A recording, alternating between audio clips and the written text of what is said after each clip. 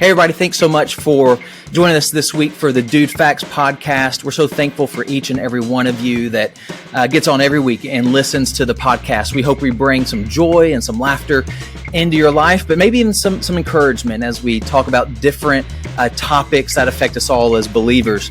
Today, we're talking about youth ministry, kind of youth ministry part 2 for us, and how is it beneficial to students and how can it be beneficial to the local church if it's done well. And ultimately, we're going to look at the question of if a church doesn't do youth ministry well, what could the consequences be for that church in the future? So I hope that you'll stick through the whole podcast and listen to that. We also want to invite you to make sure to check out all of our social feeds. We're on TikTok, Instagram, YouTube, and Facebook. Go to all of those places, like, subscribe where you can, and definitely leave us some comments. We love reading those and we love to hear from you. Thanks again for joining us today. Podcast is getting ready to get started and we hope you enjoy it.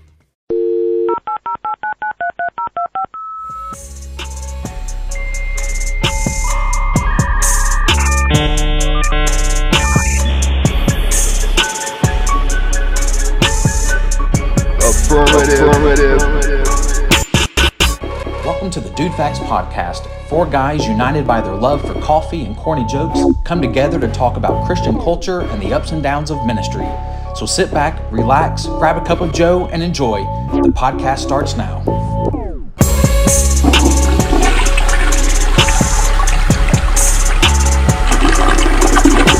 Affirmative. Hello, Dude Facts family, and welcome to another episode of the Dude Facts podcast. We have a packed episode for you today, like super packed. On today's episode, we're going to continue the conversation surrounding youth ministry. And we've talked about this before, and we told you we're going to come back to it. Well, today we're coming back to it. Specifically, we're going to swap stories about all of our experiences in youth ministry, but also talk about the benefits of youth ministry. So that's going to come.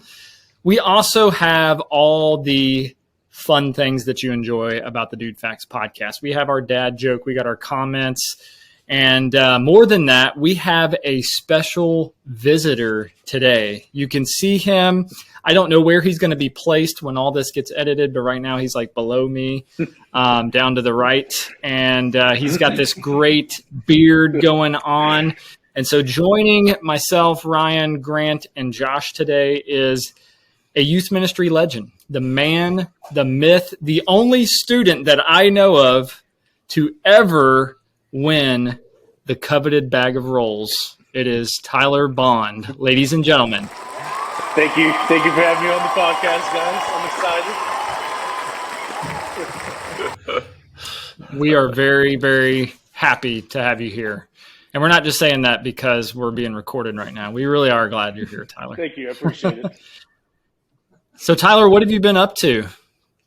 Anything exciting lately? Nothing exciting.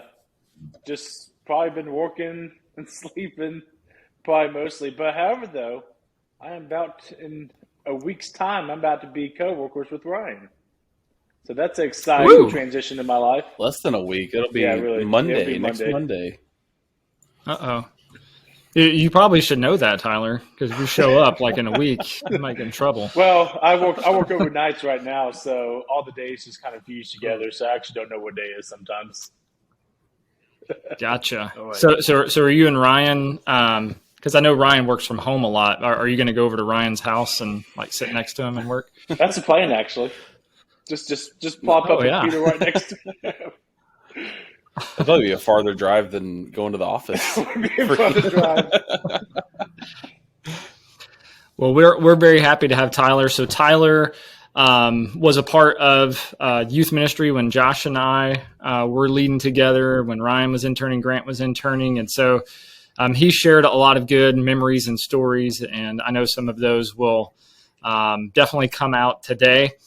But before we get into that, I have to follow up with a thought from a few episodes ago. Previously, I shared a top five reasons why Jesus might be coming back soon. And we covered some weird news topics of the day and things happening in our world. Well, I've had to just stop and pause again because the world just keeps getting weirder. And I think we need to visit this concept again, not in a top 5 format, but at least recognize that we may be on the cusp of something big happening.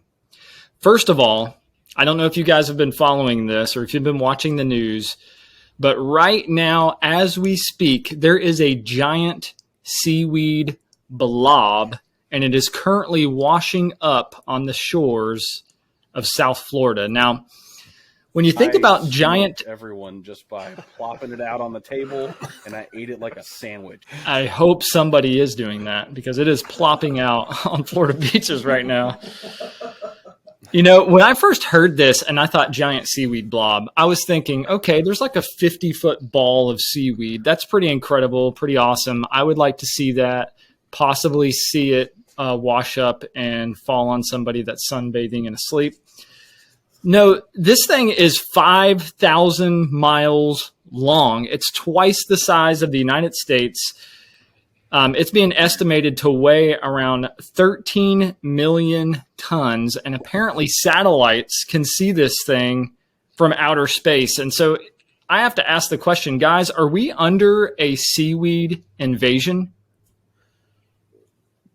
Are people in Florida in trouble?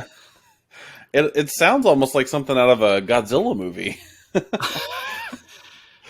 I was actually thinking Stranger Things. I'm just imagining it washing over the shores, and it's like the Upside Down. It's going to take over all of the United States. It just slowly crawls up and like just consumes Florida.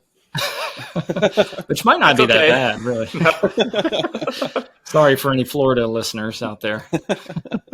Well, I'm just sitting here thinking there's going to be like an increase in available sushi, right? Especially if you have like the kelp wrap or whatever. So that could be good. I don't know. Maybe start harvesting it. Start harvesting that whatever stuff. Company is dealing and making seaweed wraps. That's right. See, I'm not worried for 2 reasons. One, that's Florida, and I live in Washington State. Not my problem. And then You've got a number to worry about. Oh yeah, I'll be fine with that. But also seaweed, right? Can't we just get the sea potheads to smoke it?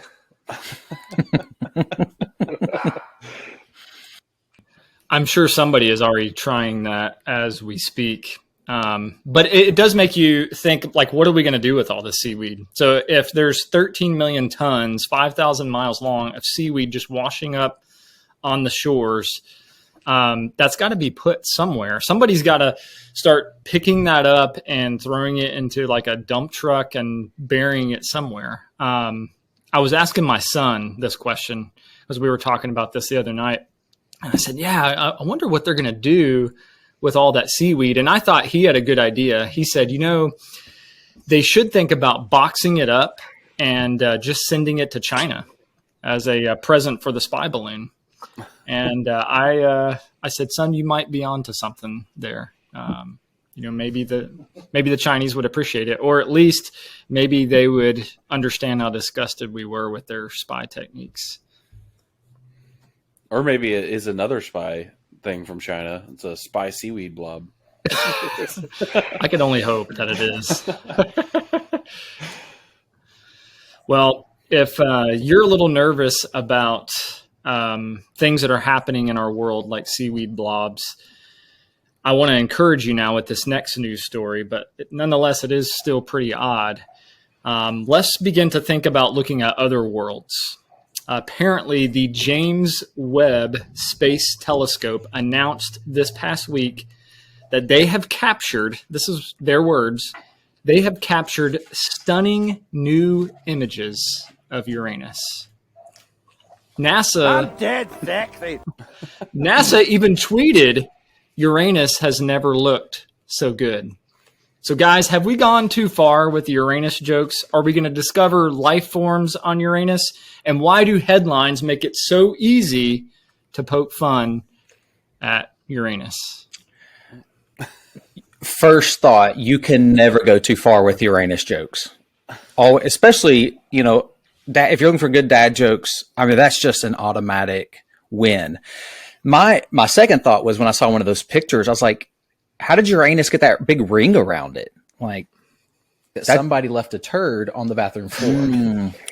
I mean, someone needs some TP. Do you not realize I have had diarrhea since Easter's? Oh gosh. Could you imagine introducing yourself from Uranus? Like, hi, I'm Tyler from Uranus. Tyler, we're going to edit this video, and that's going to be a clip. That's a sound bite. You got to be careful what you say on here, buddy. I, for one, am just happy they finally got some good pictures because I've been trying to get some good pictures for a long time, and it's really difficult trying to reach back there and, like, you know, you don't really know what you're aiming at. So That's true. Somebody finally got great pictures of Uranus. Man, what a relief. Yep. So Ryan, you already beat me to the punch.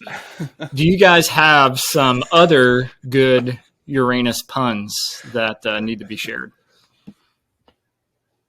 Kev's got you covered. I'm sure Kev would have some great ones. He's know got what the Uranus Starship- covered.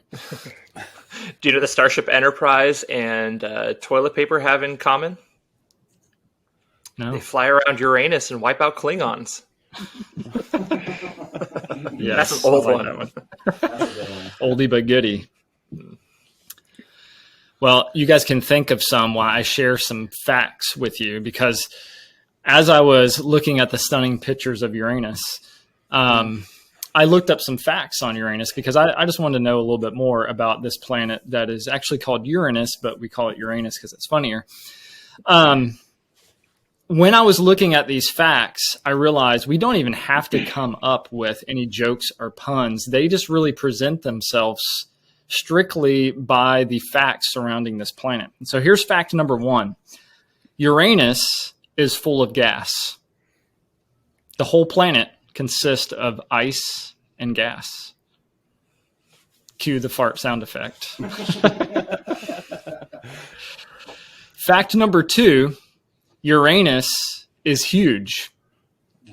It is actually the size of 63 Earths. So we can put 63 Earths in Uranus, which is pretty impressive. Excellent! Fact number 3, we can see Uranus with the naked eye. A lot of people don't realize that. It's dim, but if you look to the horizon at night, sometimes right after sunset, and you see this little blue fuzzy spot, that is Uranus. I don't know if you can see the rings around it, but... And then here's something interesting that I couldn't believe. This is for anybody from Europe that might be listening or interested in this. Apparently, the European Union wants to probe Uranus.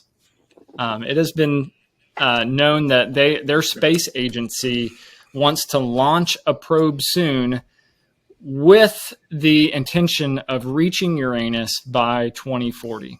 So hopefully the Europeans will get to probe before 2040 comes around. Online. Yeah. Speaking of which, you got your colonoscopy coming up, right, Jeff? We talked about that last week. Yes, my probe will happen way before 2040. It's going to probably happen this year. So, but the European Union is not probing this anus. They're probing a different one. And the 5th fact, Uranus also produces a lot of wind. And that's what a lot of people don't realize, is that the jet stream on Uranus is actually 10 times more powerful than the one on Earth. So Uranus will blow you away if you ever step foot on Uranus. Makes sense. Lucky. Anybody else have any Uranus facts? Well, do you know the scientists that study Uranus? You know what they're called? Astronomers. Proctologists? Astronomers. Say They study proctologists. planets. Come on, man. We might have to edit some of that out. We'll just add a bleep over that. It'd be fun. Well, I knew that talking about this news story would be great. That's why I decided to plan it. And nice. since I did there. You filled the space very well. Yes. And I can always fill gonna space say with that, Uranus. NASA really needs to hire Sir Mix-a-Lot out of retirement to make a promotion for Uranus. That would have been really good if we had that queued up and ready to roll. That'd have been out of this world. Yeah. Speaking of rolls, Bag of wolves. that's one of our favorite sound bites, Tyler. It is. In fact, later on, we're going to tease this. Later on, we need to talk more about the bag of rolls and what you actually ended up doing with that. But before we get into that, I got one more news story with you. This one's going to scare you. So if Uranus didn't scare you, this is definitely going to scare you. Chat GPT, the AI language learning model. Now, as of this week, this came out on April the 11th, which as we're recording this was yesterday. But as you're listening to this week, a news story on CNN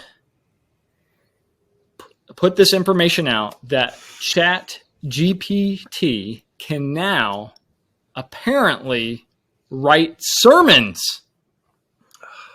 It can write sermons. And apparently this was discovered by a few rabbis and pastors, which makes you wonder what they were doing the night before they were supposed to deliver a message. They were going to Chat GPT, try to get some help here. Somebody didn't do much preparation and was last minute trying to find something. I mean, that used to just be called North Point Ministry, because there's a lot of pastors out there just ripping off Andy Stanley and preaching his sermons. I know of one that, I don't know, some of you guys may have heard this story because it was fairly local, I believe, but was downloading Stanley's sermons and then preaching them word for word, and gave some statistics that were in the sermon, but those statistics were specifically for North Point, but he shared them as though they were that church. Man. And the way that was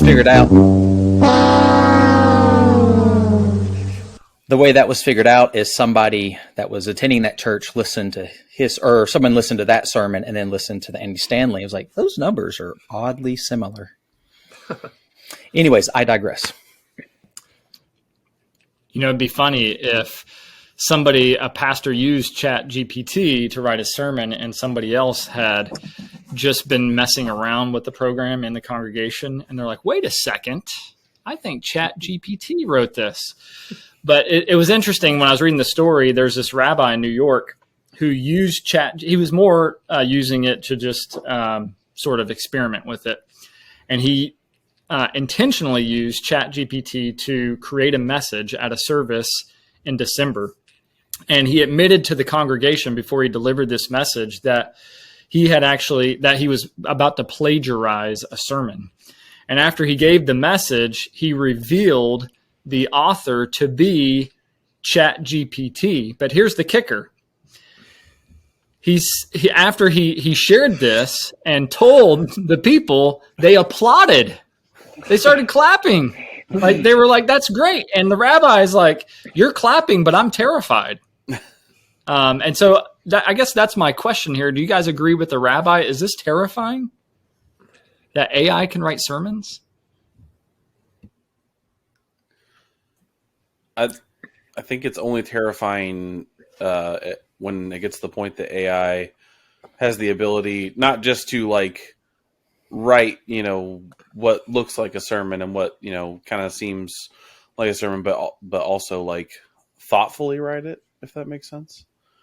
Cause it's easy to aggregate a bunch of data and then write something that, sounds like a sermon, but it's not as easy to put thoughtful, study and, actual research into things. Is this a funny section or a serious section? It's both. Because I'm simultaneously thinking a priest, a rabbi, and a pastor log on to ChatGPT, but I have no punchline yet. Jesus. That's why you use That is the punchline. Chat GPT to use the punchline. Right. Somebody needs to pop Yeah, that put in. that into Chat GPT and see what it comes up with.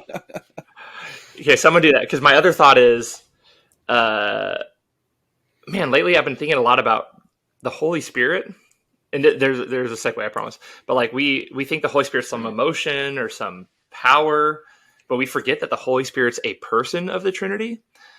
And I think one of the largest factors of delivering a sermon is, allowing the person of the Holy Spirit to work through his text.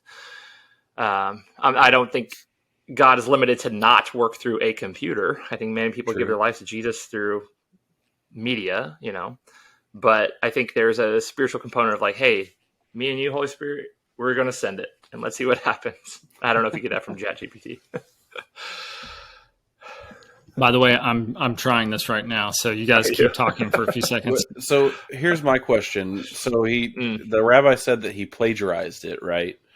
His sermon. But is that plagiarism?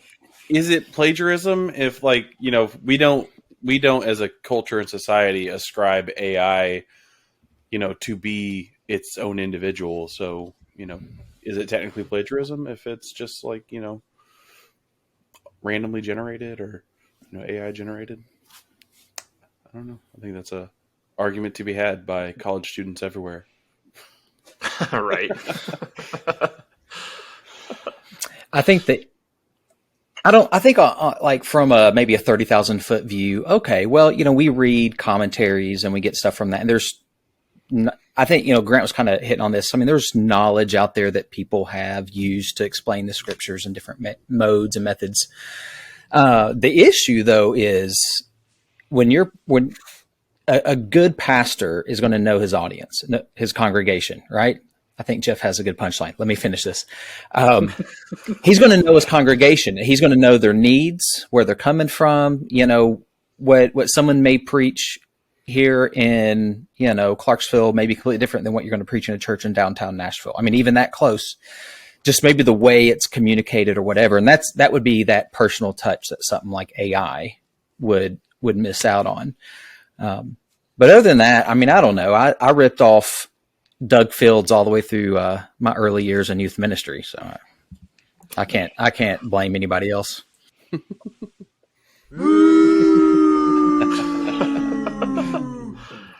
Listen, I was in seminary. I worked another full-time job, and I was lazy. So deal with it. So I did jump on to not ChatGPT, but another AI that I was able to get onto quickly, and I got a free 3-day trial. So it just reminded me to cancel it, so I don't have to pay $99. But I told it to tell me a joke about a priest, a rabbi, and a preacher using ChatGPT. It did give me a joke. It says nothing about ChatGPT in the joke, but it did give me a joke, and I don't even know if it's funny, but I'm going to read it to you guys. So here we go. One day, a priest, a rabbi, and a preacher decided to take a day off and go fishing together. They rowed their boat out to the middle of the lake and started fishing. After a few hours, the priest announced that he needed to go to the bathroom. He got out of the boat, walked on the water to the shore, did his business, and walked back on the water to the boat. The rabbi was amazed by this and said, "I'm going to try that too." So he got out of the boat, walked on the water to the shore, but as he was walking back, he fell into the water. The preacher turned to the priest and said, "Do you think we should have told him where the rocks are?" That's what you get when you have a computer try to evoke human emotion. Yeah. I actually heard that joke as a kid. So It's ChatGPT is plagiarized. ripping people off. Mm-hmm. Yeah, I remember hearing that as a kid, and it was funny then. I guess just because I knew where the joke was going, it wasn't that funny. So is ChatGPT ripping sermons off of Andy Stanley? That's the question.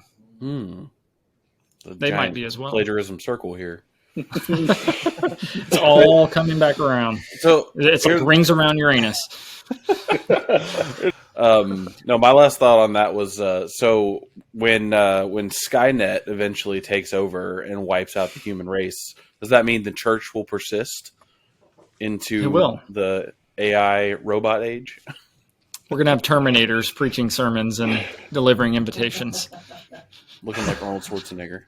Jesus did say, "I'll be back." That's true. True. You know, the first Terminator. if Skynet takes over and begins to preach, it is still probably going to have more depth than Joel Osteen. So, I mean, to be honest, that might not be a bad thing. Ryan, you said that Jesus was the first Terminator. I don't know about that, but he will be the last. Jesus Juke.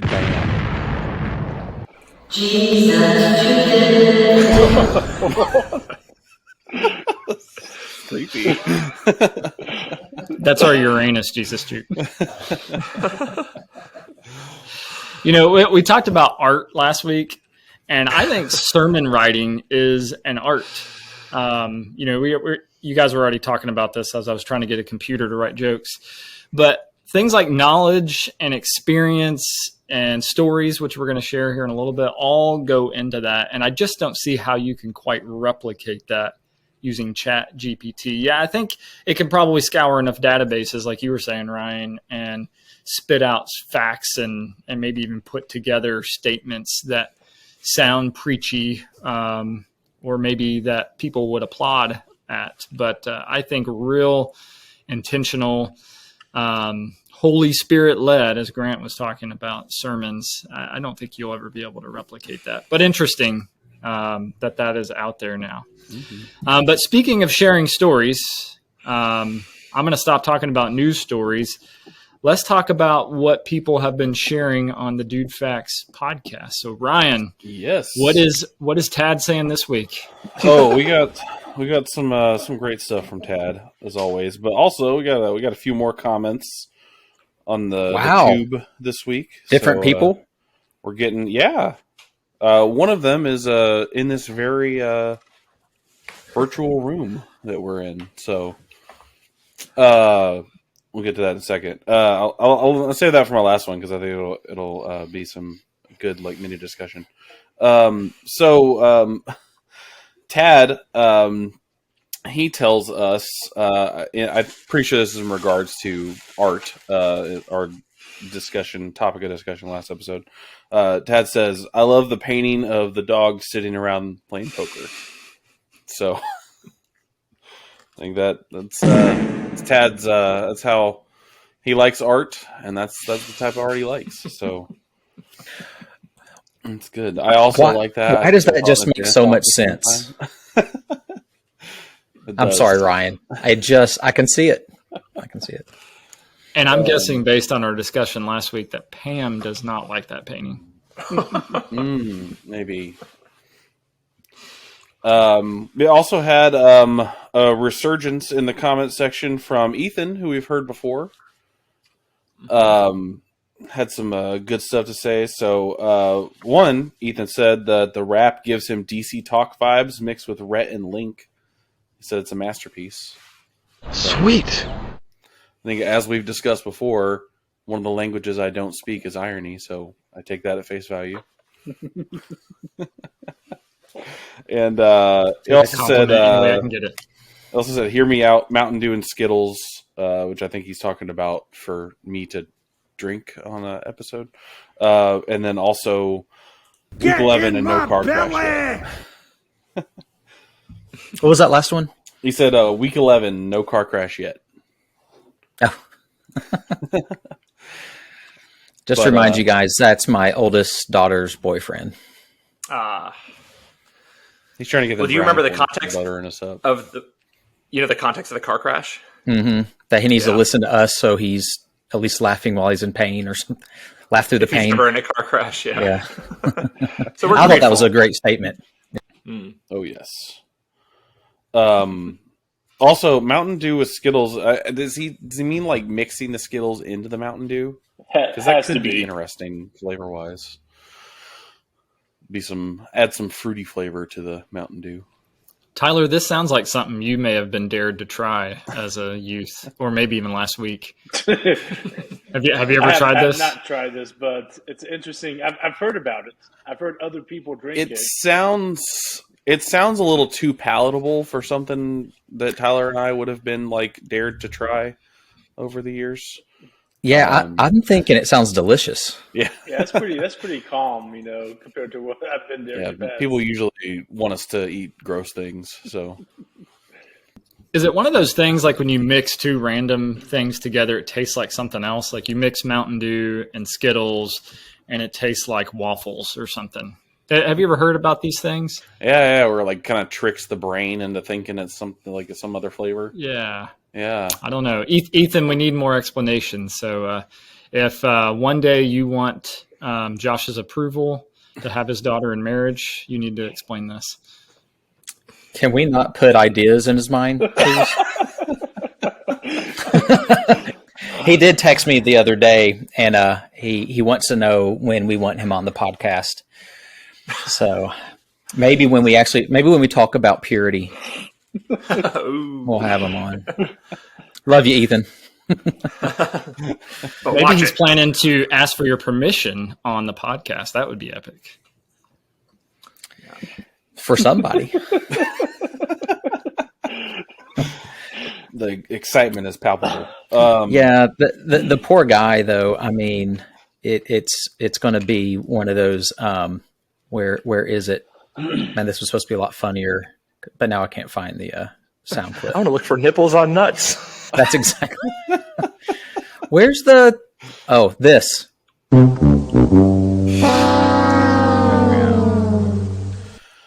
Oh man. Okay. So last comment from our very own guest Tyler Bond here. Tyler, I'll read this off and we can discuss about it. So Tyler said, "The Office is a far superior show. For whatever reason, I think about Dude Facts when I think about The Office and the shenanigans that happened when you guys were all in the same room." And I think that's a fair statement. And also a correct I concur. statement about The Office being a superior show. Oh yeah, Office is definitely Superior to what? any show. Friends, I think, is what the discussion. Or any show, okay. Yeah, Office is number one show. It's a big statement. I would agree with that. I would say it's superior to Friends, but I would still say I like Friends. But I know I'm going to be, ridiculed and marginalized for that. I don't think so much for that as much as the Android. Yeah. That's why we're persecuting you. The That's Android. much more serious. If you're watching Friends on your Android, That's like even worse. you get worried. We were talking about purity, Josh. We'll be watching The Office on our Apples. Watch episode of Friends on your Android and YouTube in 5 parts per episode.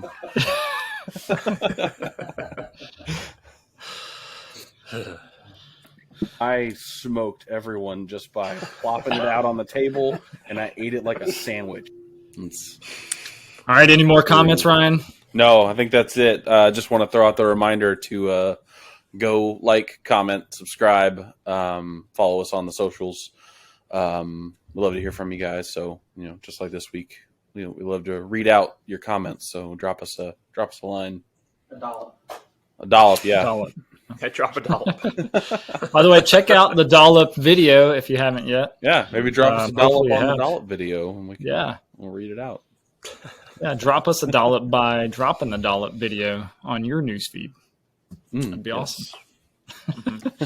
All right, before we transition into our time of talking youth ministry stories and talking about the benefits of youth ministry, let us give you a benefit of listening to this podcast, and that is Grant's sensual dad joke. Are you ready, Grant? Indeed. All right. A youth pastor goes to a soda machine on a very hot day in the middle of a park. It's the only soda machine in the area, so it gets pretty busy pretty quickly. But the youth pastor goes up to the soda machine, puts in 50 cents, pushes a button, gets a soda. Puts in another 50 cents, pushes another button, gets another soda. And he just keeps going and going and going. So the line forms behind him. It's a really hot day. But he keeps putting in his 50 cents, pushing a button, getting a soda, 50 cents, button, soda. Over and over. Finally, The guy behind him in line is so sick and tired of waiting for him to be done with the soda machine. He taps the youth pastor on the corner and says, "Dude, what's taking so long?" And the youth pastor says, "I'm waiting."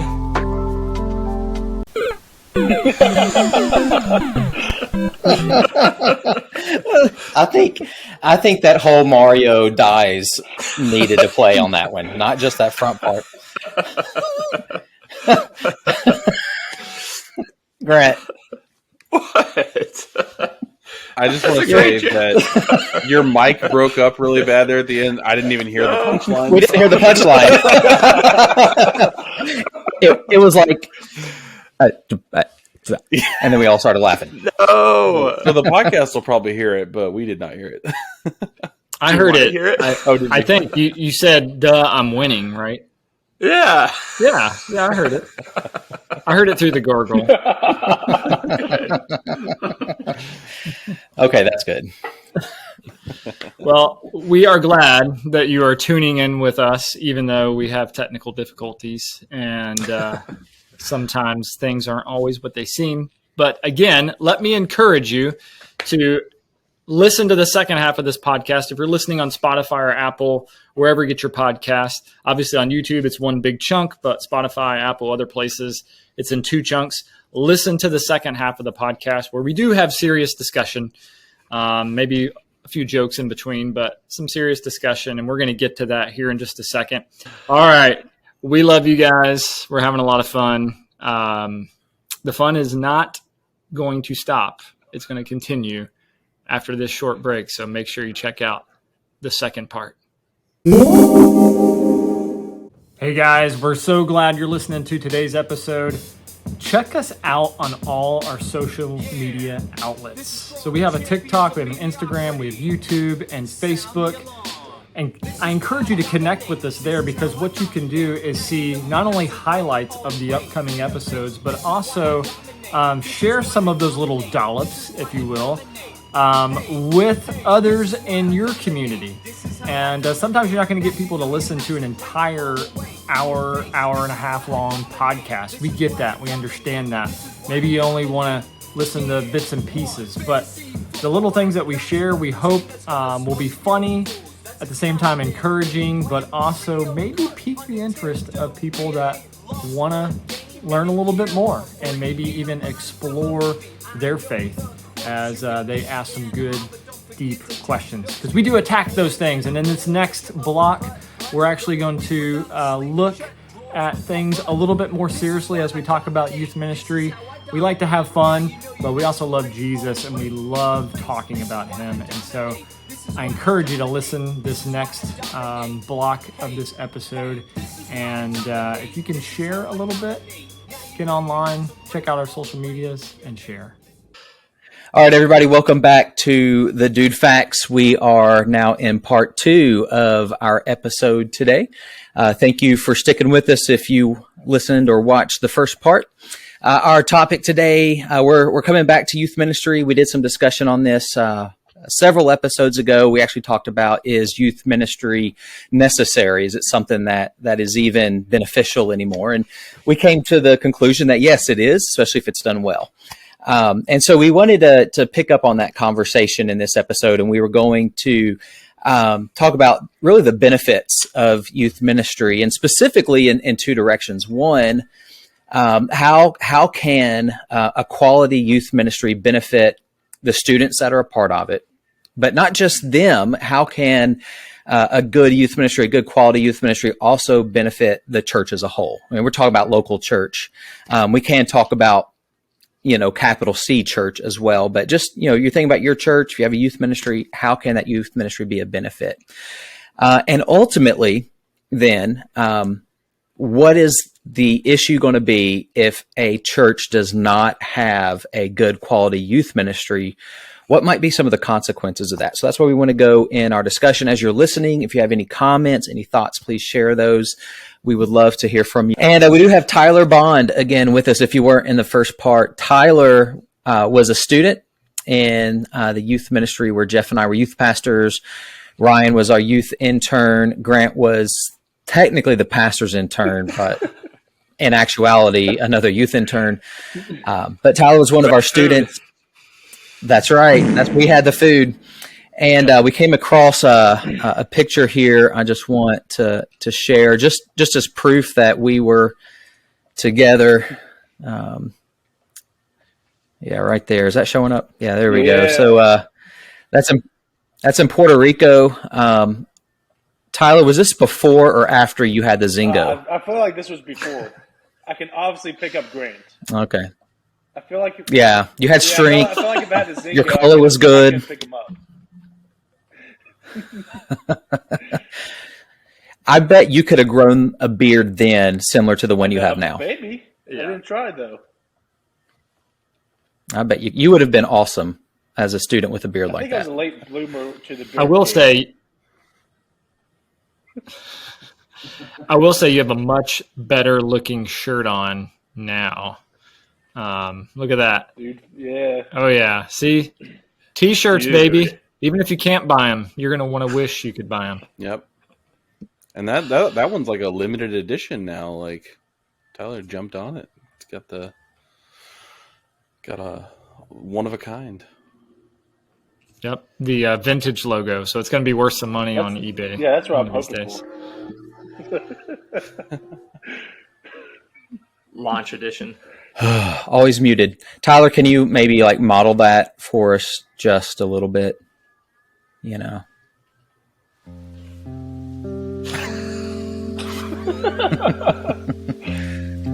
I'm dead. Right there. Good. There you go. Yeah, baby. All right. So let's jump on into this. We wanted to share some stories first before we really get into it, because youth ministry, as we have shared on this podcast, is a big part of each of our lives. Either I think in the past definitely, but even now, maybe some of us have kids that are in youth ministry, or our church. Grant, your church is looking to hire a youth pastor, or maybe you have. But I want to start with Tyler. And Tyler, the story first that I want to hear from you at camp one year. You won Woo Fest, and Woo Fest was our belly flop competition last night at camp. Students would do these epic belly flops. We would crown one, and we called it Woo Fest because I guess as people did the belly flop afterwards, we'd go woo. And I don't know why we inherited that from the previous youth pastor, but it was a fun event, and you won it one year. Maybe 2 years in a row. I'm not sure. But you were dethroned by a girl, Tyler. Boy, are you a man? And I just want to know, how have you lived with yourself since then? I'll be quite honest with you. There's some struggle. After I lost, I got second place. I was like, it's not first. I don't know. I just had to find the new meaning of life. I'm not going to be a 2-time Woo Fest champion like I thought I was. Because second place is the first loser. If you're not first, you're last. So now I see myself in last place. I'm glad to know you handled it well. Look at me today. Yeah. Hey, I would love to hear. You got a good story from your time in youth group? Yeah, actually, something that kind of always has stuck in my head has been the time on the Puerto Rico mission trip. The picture that was recently shown, where me and David Cates walked onto stage and started dancing. It wasn't my idea. It was definitely David Cates. He just kind of convinced me to go along with him. I just remember we started dancing along the stage. I'm pretty positive we may have pissed some people off by doing that. But it was a great time, though. I got to show off my dancing skills, which I take pride in. Where did you get those dancing skills? Where did you get your dancing skills? I mean, this was a Southern Baptist church you were a part of. That's a good question. I think it just came to me. It came to me in a dream. Can you recreate any of those dancing skills for us? Recreate them? Yeah. Uh-oh. Here we go. Just like I remembered. So if you're listening to this, you have to get on YouTube to see Tyler's dancing skills. That was good. I think we've reached peak podcast content. Yep. Right there. Pack it up. Dude Facts is done. So the context of Tyler's story, it's the day we arrive in Puerto Rico, and we are partnering with a church there called Buena Vista. We're going to run a VBS for them. We go to a plaza in the middle of the town where this church is, and they've got some musicians there from their church, and they're doing music to kind of promote this VBS. There's a sign up, hey, bring your kids, or I guess that's what it said. It was in Spanish. I don't know. So they're up there playing music, and what we come to find out, well, kind of two things. One is it's worship music, not really music that you would dance the way Tyler and Dave were dancing to. But second, it's kind of frowned upon for people to dance that way to worship music in Puerto Rico. So Jeff and I were standing in the back. I think we were kind of egging it on as well. We were videoing it. We were laughing it up. I think we may have told somebody else to go up there with you. And was it may have been Freddie's wife, Giselle. Somebody came over to us and was like, those guys need to get off there now. The pastor is really irritated. So we pulled you guys off stage, and the trip was all downhill from there. I know I got the Zingo. So downhill. I think what we're back for a second time. I think what we're learning from all of this too, this discussion, previous discussions, is that David was an instigator. I mean, he's encouraging kids to leave dollops on the bathroom floor. He's getting Tyler to go up there and dance during a worship song. So David's got to come on and defend himself at some point. Kev's got you covered. You might need You Kev. might want to bring Kev. Kevin, Mr. Kennedy, if you're listening to this, which we really hope you are, will you please come on the podcast and moderate an argument between Dave and Tad about somebody left a turd on the bathroom floor? We would love to have your insight. All right. So anybody else have any good youth group stories you want to share?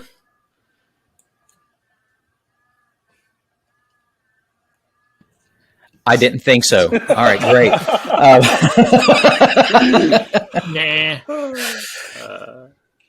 So I wasn't necessarily going to share a story per se. I mean, I have a ton of stories that I could share from my time as a youth and from my time as a youth pastor. We literally could do probably hundreds of podcast episodes just on stories. But I will say this about youth ministry. I'm no longer in youth ministry. Obviously, we talked about that, but I still hold it very near and dear to my heart. I do see the benefits of it, seeing it now with my daughter specifically and about to be my son. But Josh and I had the same youth pastor, Waller, growing up, and he did a lot of crazy things. I remember he frequently would make jokes when we were at camp, and he'd take off his shirt and he just had this like slick bare chest. And, he would just make jokes about how grass didn't grow on playgrounds and stuff like that. So, I mean, funny guy, would fit right in probably with this podcast, but he was one of those individuals who, was not only funny, but had such a deep love for the Lord. And I had two great parents who encouraged me to be more than just sort of average or settle for the maybe societal expectations for a teenager. And so I'm very thankful for my parents, but Waller was sort of that other adult in my life who also encouraged me to do more. And I remember he gave us all a Bible whenever we graduated, and he wrote in the Bible a little note to us, but put the verse 1 Timothy 4:12. Let no one despise you for your youth, but set the believers an example in speech, in conduct, in love, in faith, and purity. And that's a verse that I used a lot as a pastor as well. And, obviously a great verse that Paul uses speaking to the young pastor Timothy, but I really see that as representative of what our youth pastor did for us. He empowered us as the next generation of Christ followers and church leadership. He empowered me as a teenager not to just sit, not to just, again, meet average expectations from adults or from the older generation, but instead he was another voice that helped sort of take the training wheels off of my life and push me to do those hard things, push me to be more than average, push me to live above reproach as a child of God. And it was his influence, his teaching, and his willingness to encourage that I'll never forget. So while there's all these great stories that I could share, I think it has to come down to, here's the benefit that came from all that. Those stories sucked us in. Those experiences sucked us in as teenagers because we found connection and humor and life and laughter and all that. But it was the fact that he empowered us to be believers that wanted more than just the average person.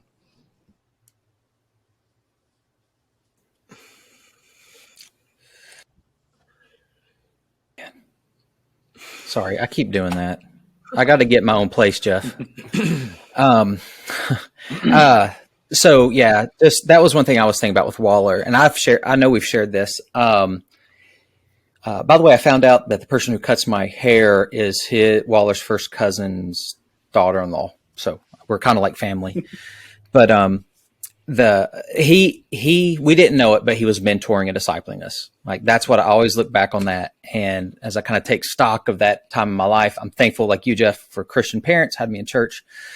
But he brought out, I know, at least in me, this thought of I can be of purpose to other people. Like, I can help others. I can minister to others. And it was in a disciple now that we were doing, I think my sophomore year, there at our church, that I began to think maybe ministry is something I'll do, for a job. And I ran from it for a while, because the very first person, after I shared that with the church, the very first person that spoke to me was this little old well-meaning lady that said, "Oh, you're going to make such a great pastor." And that freaked me out, because I didn't want to do that. All the pastors I knew were old and weird, and they're great guys now. But when you're, a teenager, you're like, that guy, I don't want to be like him. But he planted that thought and that seed in me. And as we kind of look back now, there's so many people, so many guys and girls that went through that youth group that are now either leading in ministry or they're serving their church really well. And that kind of comes from that, talking about that benefit. So that is that's where we want to go today in that conversation. So as you guys have thought about it over the last week, as we've talked about this kind of in two areas, maybe we'll hit one and then hit the other. When you think about the benefits of youth ministry, let's talk about it maybe from the perspective of a teenager that's in a church that has really considered how to do youth ministry well, and their youth pastor is doing a great job. Things are in place. What kind of benefit is that student hopefully going to have in their life for being a part of a student ministry like that? What do you think? Well, I can speak from just my own experience, and I think we've talked about this before, but for anybody who doesn't know, Jeff was my youth pastor in high school. And we had a lot of good times, but I think one of the most important things about the youth ministry that we had there at Oakcrest in Texas was that it was a place within the church that I learned how to take ownership of my faith, and also a place that I could find ways to lead and become, somebody who is working to disciple other people, even at a young age. And it provided, a lot of times church as a whole with adults and everything, when you're a teenager, it can be a little daunting and a little overbearing. And a lot of times it's hard to find your place in that. But, with a youth group that has, a goal and a focus like that to empower the students, it gave just an environment that I could really learn to, just grow into that as I graduated high school and went to college and became an adult. And it gave me a lot of good tools early on in my adolescence that benefited my faith overall. And I think that's one of like the most important things a youth group that's run well can do.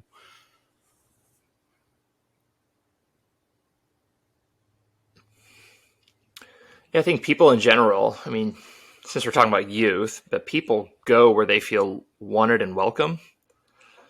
And I think a youth group creates, or a student ministry or whatever you want to call it, creates an atmosphere where kids do feel wanted and welcome. We're in the process of hiring our first youth pastor right now at the church that I pastor. And I'm actually meeting with a guy tonight and a couple of people to pseudo interview this person to be our person. But I think a youth group, when functioning rightly, is not a silo, like a separate ministry of the church, but like a vital ministry of the church where kids feel wanted and welcome, but also seen by the whole church. And not like, oh, look, we're not dying. Aren't these youth great? And look what we have. We have these youth, but acknowledging who they are as people and giving them a peer group that can grow together and learn how to be followers of Jesus together, but also adults who can love them and model the next stage in life as a disciple of Jesus too. I think that's really important. So my thoughts. Yeah, you're talking about that adult context. One thing loving on students. One thing I thought about, because thinking about my kids who have just last year, my youngest graduated high school, and I love the fact that there were other adults in their life that loved them well, loved them consistently. Because I think teenagers. I mean, I don't think it's just a generational thing. I think it's just teenagers in general, no matter what generation they're in, are just looking for somebody to show them love no matter what, and to do it in a consistent way. It may be more with this generation just because so much stuff is marketed towards them like they're a product. We want to make money off of them, and whatever we can do to pull something from them. I think we see that a lot. So an adult that's going to show interest in them, that's there every week, that listens. We hope that's happening in the home, but that can definitely be a place within the church. And then just having another voice speaking to them. I really appreciated that for the youth leaders that my girls had, that I knew things that I was trying to teach and encourage them on. There were other voices in their life of different ages, old and young, that were speaking those same things. And that's valuable, especially if a teenager is in a school system. And this, I'm not bad-mouthing public school. We homeschooled ours. So I know there are teenagers out there, though, that have adult voices that might be saying something different to them than the standards and the values that we have in the house. And to know that, listen, I'm not the only one as your parent saying these things. And all these other voices are saying something different. There are people in your life at the church, in your youth group, your small group leaders, things like that are speaking truth into their life. So that's one of those benefits for the teenager. If you've got a youth ministry that's filled not just with teenagers and one youth pastor that's struggling to keep people from killing themselves and choking on marshmallows, but if it's Chubby Bunny, but if it's filled with these adults that love them and will speak into their lives, and that's huge, I think, for teenagers to have that. I love some of the things you guys shared. Ryan talking about owning your faith, and Grant specifically when you talked about youth ministry not being siloed, because those two specific things were things for me that when I graduated out of student ministry and I got into college, and then when I went to seminary, it seemed like those two things more than anything jumped out to me, that when I had a chance to lead my own youth ministry, I wanted to make sure to instill those things. And both those things are tough because, one, it's great to have a place to connect, for kids to connect and to grow up with that peer group and grow in Christ together. But at the same time, what happens in that is one, either they're coming for that connection or they're coming because their parents are making them. And as soon as graduation happens, that individual will then decide what they want to do when it comes to their faith or comes to church or anything like that. It comes to Jesus. And more often than not, we see a big drop off because there are a lot of people who sort of get connected in, but it never really takes root. And obviously that's always going to happen in any church anywhere. But I think it's important that adult leadership in those youth ministries take that time to really help youth grasp their identity in Christ, but also grasp that idea that you should own your faith, that this should not just be your faith because this is your group of friends and you're just doing what they do, or it's your parents' faith because they've took you here and your grandparents have been going to church forever, but own that for yourself. Know what that means and live it because it's something that you truly believe and are passionate about. And then, oh, by the way, you're not the only one in the church who loves the Lord and wants to do great things for the kingdom. There are senior adults that want to do that. There are children who want to do that. There are your parents, middle-aged adults. We have a huge wealth of experience within the church, and together, we're partnered with Christ. We're mighty for the kingdom. And it shouldn't just be, hey, I'm going to go get my Jesus over here just like this, and I don't ever want anything to do with the rest of the church. But hey, this is where I'm being trained up. This is where it's meeting my needs. But yes, I want to get with the rest of the church and use all of our experiences together to do amazing things. And so I saw that as a benefit from my days as a youth, because we got to do things like youth-led services, and when we went on mission trips, share with the rest of the church, and also we were able to we were in a church where they fostered relationships between youth and senior adults. I remember working and doing projects for senior adults in our church and getting to meet them and understand where they were coming from, and not just seeing them as some old person that's weird, but hey, this guy's really awesome. And by the way, they got some great wisdom and incredible experiences. And I think all those are things that can be a product and a benefit of youth ministry if done the right way. I think it helps bridge that kind of where there's a natural generational divide. It helps, bridge that gap between you and somebody who you may feel like you don't understand, but when you find, this commonality in your faith, like you find there's, more that you can do even as a young person. And it really, encourages you and also benefits the church as a whole. Yeah. Grant, is there a youth group meeting at your house right now? Is that what all that noise is? Or? No, the girls got home and they know that if they play a flute, our dog will howl along with them. It's his party trick. That's perfect for background noise on your podcast. I think that's great. That's fun. Well, and kind of making fun of that, it brings an idea that I was thinking about. Like, there's life in your house, Grant. There's noise, and that means there's life, right? And that's part of, I think, one of the things that maybe churches miss out on is understanding youth might make some noise, they might make some messes, but at least they're there. And they might leave dollops on the bathroom floor, but at least they're there. I was talking to the youth, a turd on the bathroom floor. Yep. I love that kid. I was talking to our youth pastor at our church today, and he was sharing, he's brand new. He left, he graduated from college a year ago and started at our church right out a year ago.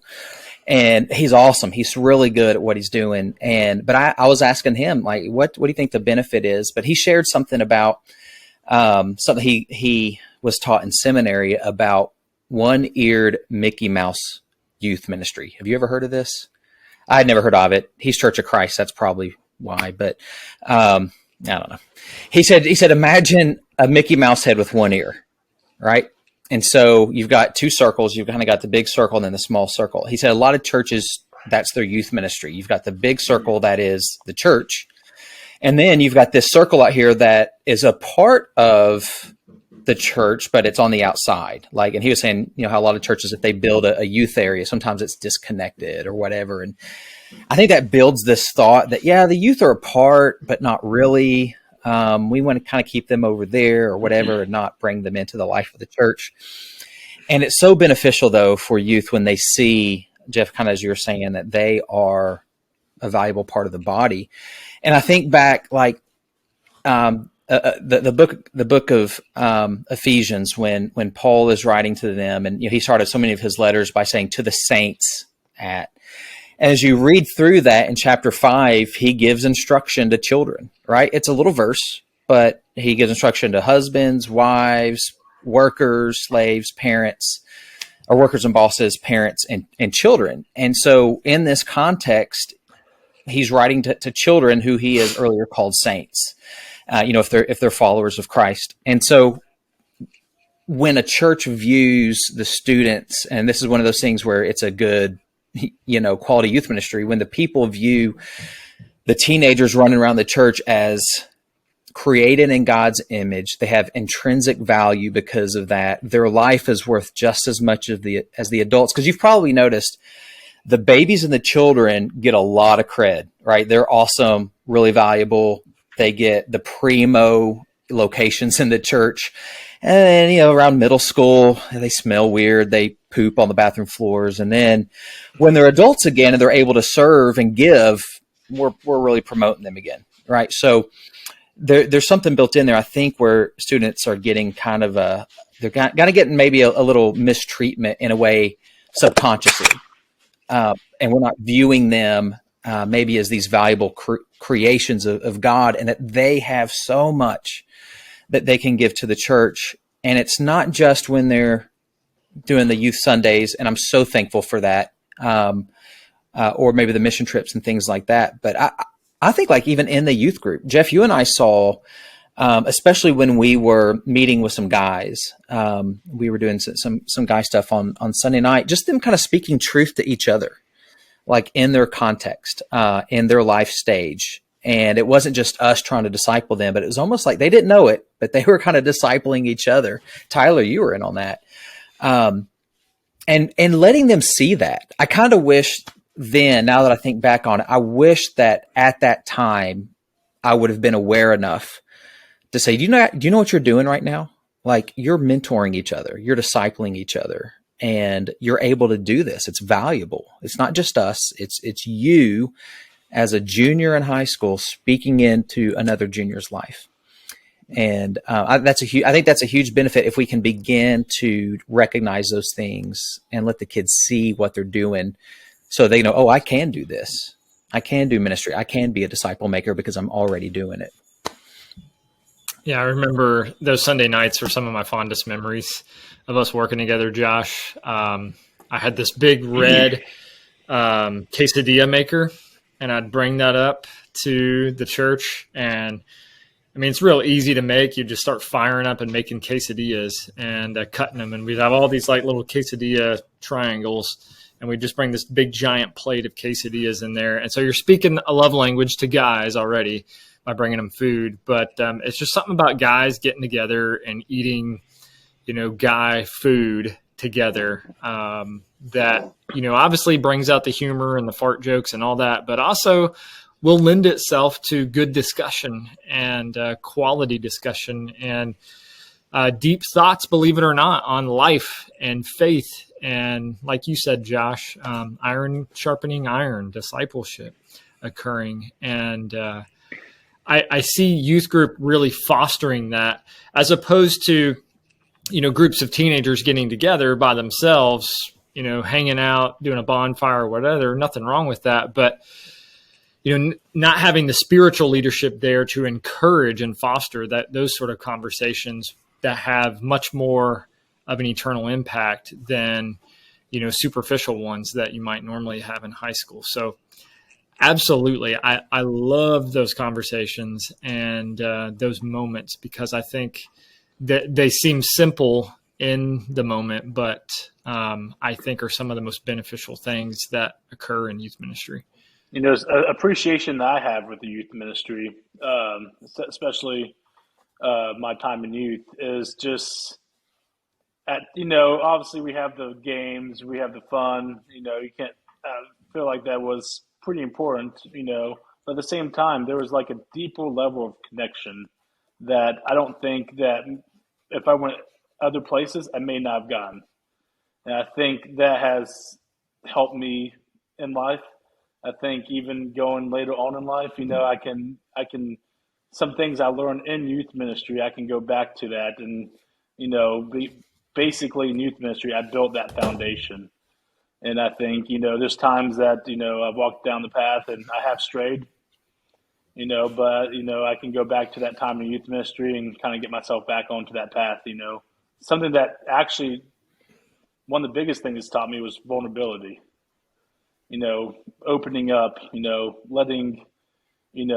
opening up and really just absorbing what I learned.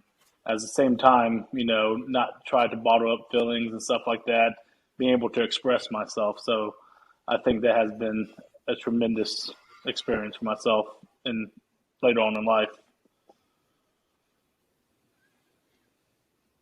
Definitely. And you've got some lifelong exactly. friends like that you guys have stayed together and hang out and encourage each other. And I think that happens. I think that's another benefit. I mean, Jeff and I, we've known each other since we were in high school. And a couple weeks ago, Jeff and I were reading from Song of Solomon together. I mean, it happens, right? Like you have these relationships that, that's right. Hey, Jeff. You build these relationships. And here's, I want to say this, and then let's try to transition into the benefit for the church just because of the time.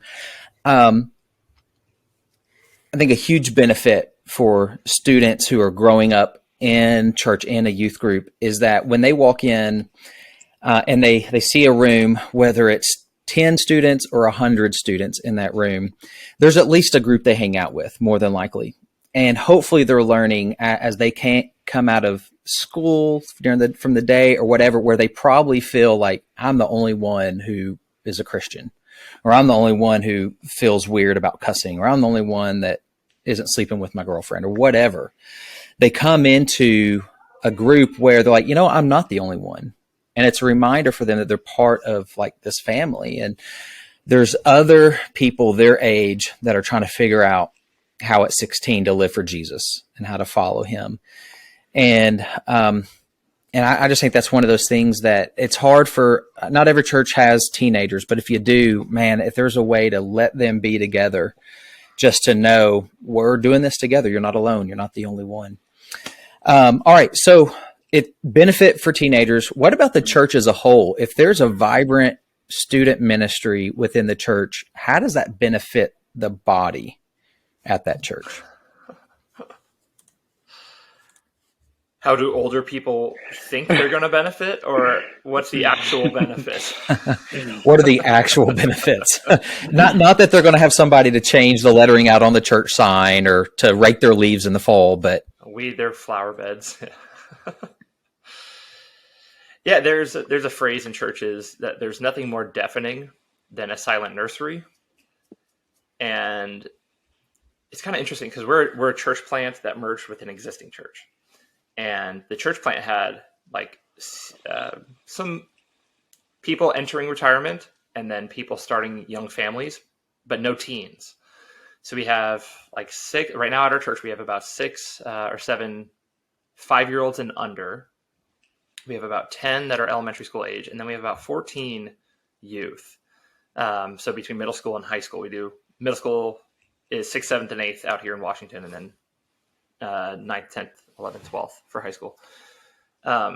So we're in process of trying to hire somebody to be our youth person and not just throw money at the problem, but in the meanwhile, before we identify the leader of the ministry, like there's a great team that's already praying for this person, praying and working with our students. And I'm able to say things from the pulpit to prepare the culture and keep it, the culture of the church. Like we cannot put the expectation that this youth pastor, whoever they may be, will grow our church. They exist to serve the families that our church reaches.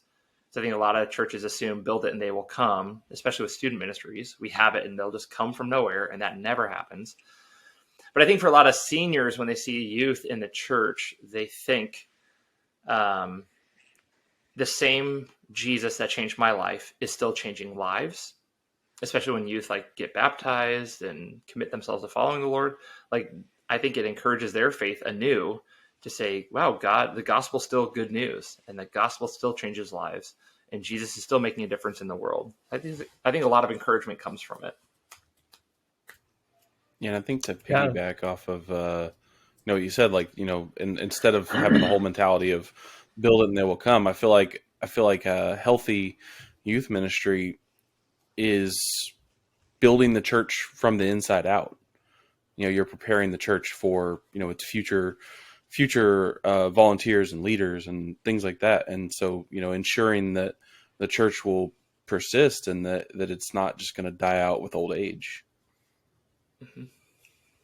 I was actually going to say the exact same thing, and I like the way you said it, Ryan, because it's almost like it's a baseball farm system. You're sort of building within, but really you are. It is, it is assuring that the church is not going to die. It is bringing that life to the church. And if anything, Josh alluded to it earlier when he's talking about our youth group and how many in our youth group, when we were growing up, are in ministry or serving significantly in their churches. Well, now we're in our 40s, and it is our generation that is, for the most part, the leadership of churches. And it blows me away to see, and obviously our youth pastor was a big part of that. It wasn't just him, but it was the fact that God did a work through all of those students and parents and other leaders within that youth group. But it's amazing to see how God was building up that generation to then take on that next wave of leadership. And the church is going to benefit if they have a vibrant student ministry that's very healthy and that is doing things God's way, and is not self-serving, but is teaching and growing and enabling students to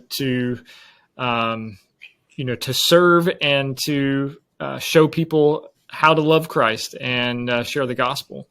And so when we're fostering that, and when we're encouraging that in our churches, when we're supporting it, when we're helping and leading, the church generations from now is going to continue to have life because of faithful believers. That's that whole idea of the fact that we're sitting around here talking about Jesus now is because those disciples were faithful to do it thousands of years ago, which is just mind-blowing to me. And so I think the same principle sort of applies here is, when that youth group grows up and these students then become adults who are leading, it keeps the church alive and keeps the gospel moving so that people who desperately need it will hear it.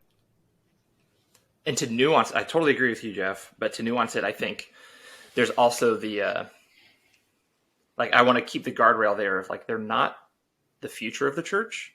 They're also the present of the church. And that's not I understand youth Sundays, and they're really cool. I think it's cool to enable them to lead, but to think of all the youth that God used through the ages. I mean, David is the first one that comes to mind, but he was a young boy that God chose. And Jesus was making a difference when he was a young boy teaching in the temple. And so absolutely. I know church leadership in the future is our youth right now, but they are leading now in ways that need to be acknowledged and praised too. Yeah, it's definitely a both and I'm glad you said that, Grant. That's what I was gearing up to mention, because our youth pastor, when I was talking to him today, he said, I hate it when people say youth are the future of the church.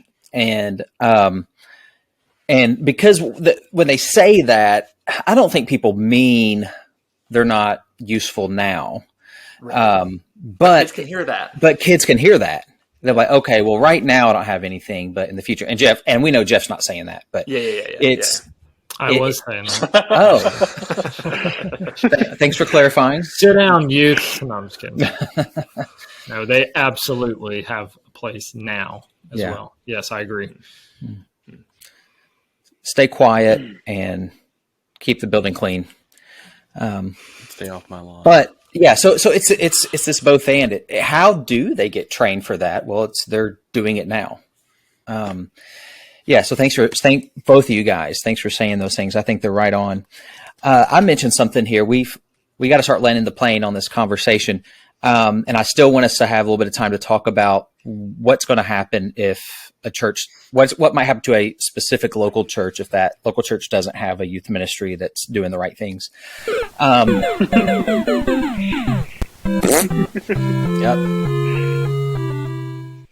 We don't have to answer that question now. Thank you.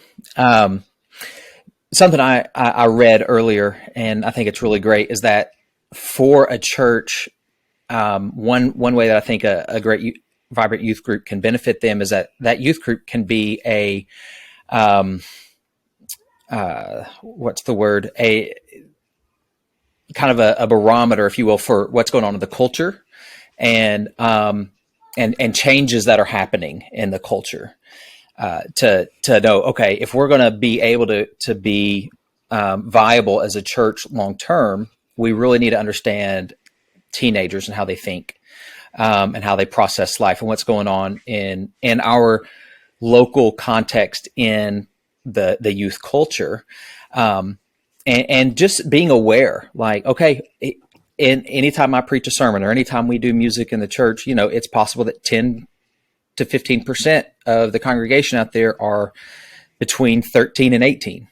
So I want to think through, what am I saying and how am I communicating? And because they are a part of the church and we need to be aware of those things. I just think they kind of become this way that the church can understand new methods of communicating the message of the gospel if we'll pay attention to students.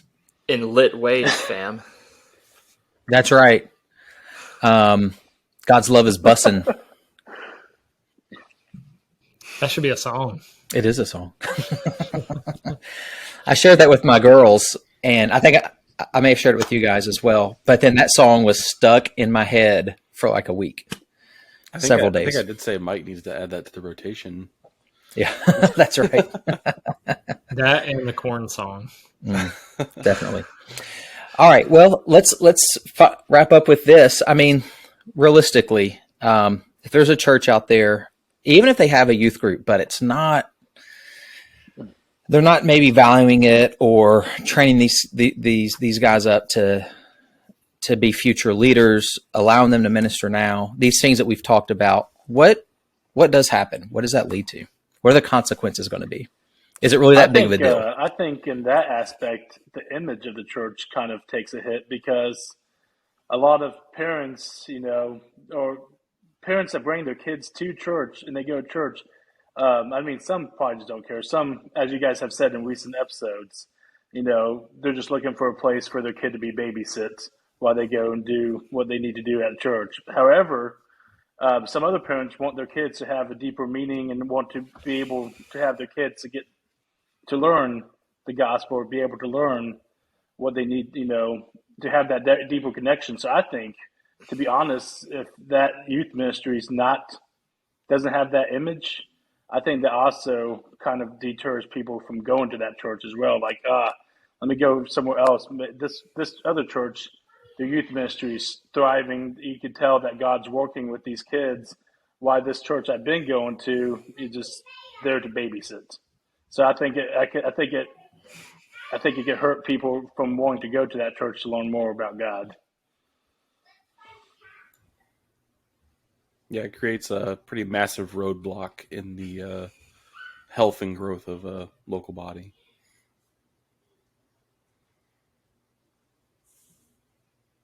Yeah, I think that's a stewardship issue at that point. Not realizing, like, God has given us these people to steward with the truth of the gospel and the grace of Jesus, and we're just not doing a complete job. Yeah, and along with that discipleship, I mean, who are we discipling as a church?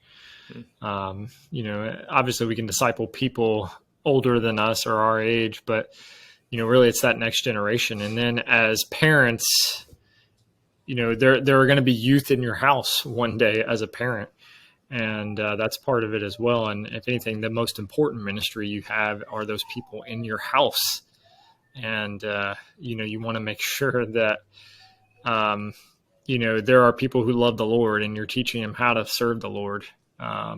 Youth ministry thriving may look different in every place, but you better believe that, that has to be a priority. And I think that is fundamental to discipleship, is ensuring that young generation is taught how to live for Jesus. Yeah, good stuff. And your church does not have to have a youth pastor. I mean, it's you can love, disciple, train, encourage, equip teenagers without one. Now, if you can have one, that's awesome. Somebody kind of thinking and dreaming through that. But if your church isn't in the place, maybe there's just a handful of students. You don't have to wait till you have more than 5 to have a vibrant youth ministry. Get some people around those kids, love them, listen to them, take them, get someone that's trusted in the church to take 3 or 4 of them out to go get ice cream or something. Just sit and listen, and that's meaningful. So it doesn't have to all lay on the shoulders of one person. Jesus, Juke. Thank you. And it shouldn't. All right. Well, I'll shut up then. All right. So I do think we want to hear. The other thing, this last thing, if you don't have a good youth ministry, who are you going to blame for carpet stains in the sanctuary? Exactly. Incontinence.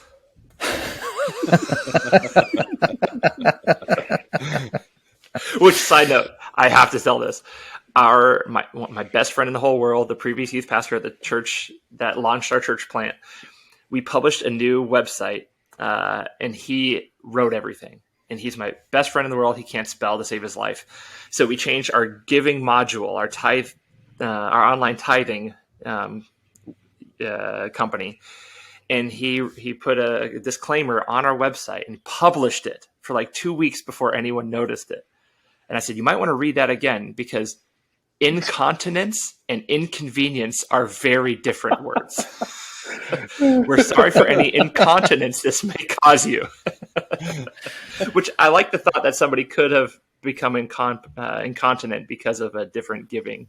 And it's online. It's a shame no one read that. Oh, I did. I have a screen capture. Before he edited, I grabbed it. But I mean, did anybody you think people in the church read that, or had it been out there? If I remember correctly, the director of our regional campus of our seminary out here just sent a screen capture as well and said, in his text, got you covered. It was so great. All right. Well, hey, we want to thank you guys for joining us. Tyler, thank you so much for being on with us, man. I really do. Yeah. Let's we all need to hang out, need a bag of rolls at some point. I'm down. All right. That's good. That's good. All right. Hey, thanks for being with us. Hope you enjoyed it. Like, comment, share, subscribe, all those things, please. We're begging you. Please. Our self-esteem rises and falls on your likes. All right. See y'all next week. We're out. Keep Dude Facts. Somebody left a turd on the bathroom floor. Gonna open this book like a mystery. Walking in the bathroom and what do we see? It's not a big fat pile so obvious. It's a little baby turd like a Hershey Bag of wolves. You've been waiting on that all week. Oh. That was awesome. Great. It's perfect timing.